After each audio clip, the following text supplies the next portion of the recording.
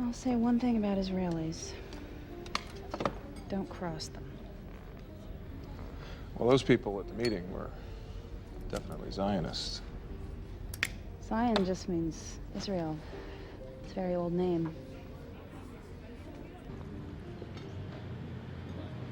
Look, Jews have lived in exile for a long time. First in Babylon, then all over the world. Shanghai, Brooklyn, and we've managed to make a go of it. Maybe it has something to do with the fact that we thrive at doing business with people who hate us. I don't hate you. No, individuals are wonderful. The UN passed Resolution 181 after World War II in an attempt to give Jews control over their destiny going forward to prevent further atrocities. As a diaspora nation, they finally had control of their own destiny. The resolution originally had a plan for an Arab state as well, not Muslim, not Christian, having nothing to do with religion, simply an Arab state, similar to the Jewish one. However, the Arabs did not pursue this plan, instead boycotted the resolution, which history would prove detrimental towards the Palestinian cause. Today, at least, there is understanding that the biggest problem of the Middle East, it's not a Palestinian issue. With all due respect to our dispute with the Palestinians... But it still is an issue to resolve, it's an you would issue. agree? Yes. I think it's an issue, but it's, in the past it was very easy to explain all problems of the Arab world because we have Israeli-Palestinian conflict. Today it's clear that there are no ties between, uprising in Tunisia or civilian war in Syria or Libya and the Israeli-Palestinian dispute. I think the opposite, with all problems, we keep situation with the Palestinians under control. It doesn't look like in Syria or in Libya or in Yemen. Israel is known as the homeland for the Jews. It was founded in 1948 and has recently gone under many different political changes from far-left regimes to far-right regimes. The theorist Yiftachel shows this stratified group position for Israel with the different ethnicities that belong in its state. He asserts that it is a class rule based on ethnicity, whereas Ashkenazi European Jews will get the best treatment in the country, the middle would be Palestinians that have Israeli citizenship, and the worst treatment goes to Palestinians that are living in West Bank or Gaza. Yiftachel approaches Israel from a far-left theory approach. Going more towards the middle, Smuha develops the notion that Israel has democratic procedures within an ethnic-driven society. And further on the right, Gavison and Neuberger assert that Israel is open to all peoples, it is liberal, and it is democratic. It represents all of its citizens fairly and equally. However, many theorists today find that Israel is practically not achieving its goals of social equality and genuine multiculturalism. This is what's leading to a breakdown within the different ethnicities within Israel. As a result, more friction is created and more combative nationalistic sentiments start to rise. And in that tense environment, communication between the two sides would, of course, be essential. But there's far too little of it, says my next guest. The state of Israel, when you're walking in the streets, when you're walking on the streets, you are feeling the tension. You can feel that people are afraid. People are looking at each other in a really, suspicious way. People are like looking behind their backs to see if somebody is actually coming to stab them, or somebody is going to kill them, or somebody's going to just yell Allahu Akbar and he's going to start killing and murdering people.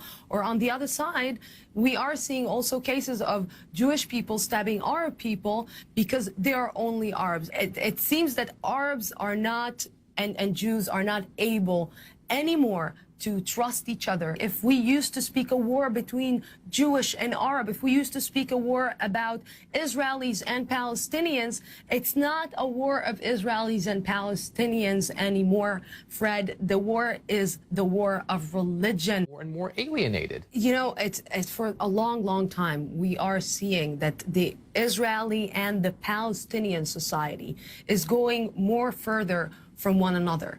The Israeli and the Palestinian society, although we are living on the same land, the ideas, the lack of diplomacy, the lack of initiative, of peace initiative, is creating a vacuum. And this lack of discussion between Jews and Muslims and Christians and other religions in Israel has really been a brewing ground for nationalism and unity based on ethnicity and religion in this country that is so prosperous, so booming in industry, such as high tech and very modern in a lot of different aspects.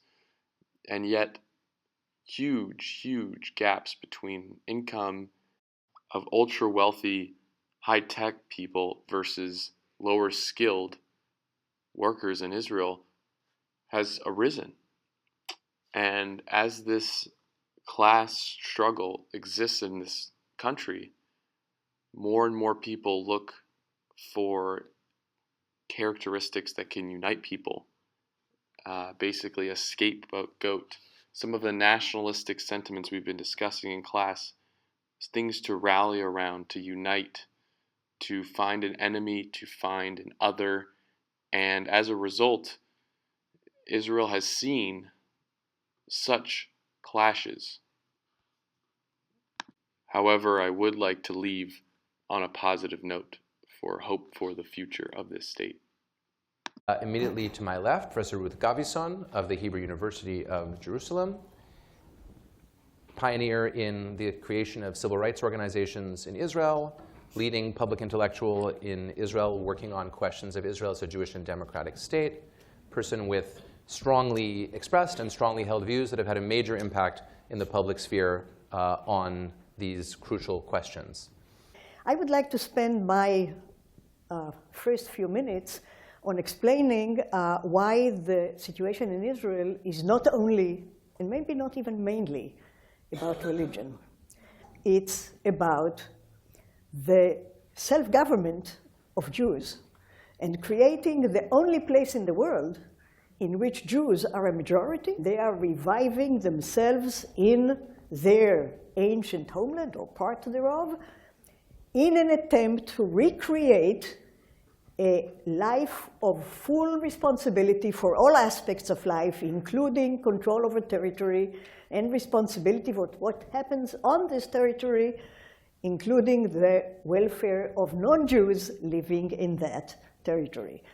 So I think Israel is about that, because Israel has three commitments. It's not only Jewish and democratic. It's a mistake. It's a false binary. It's Jewish, democracy, human rights.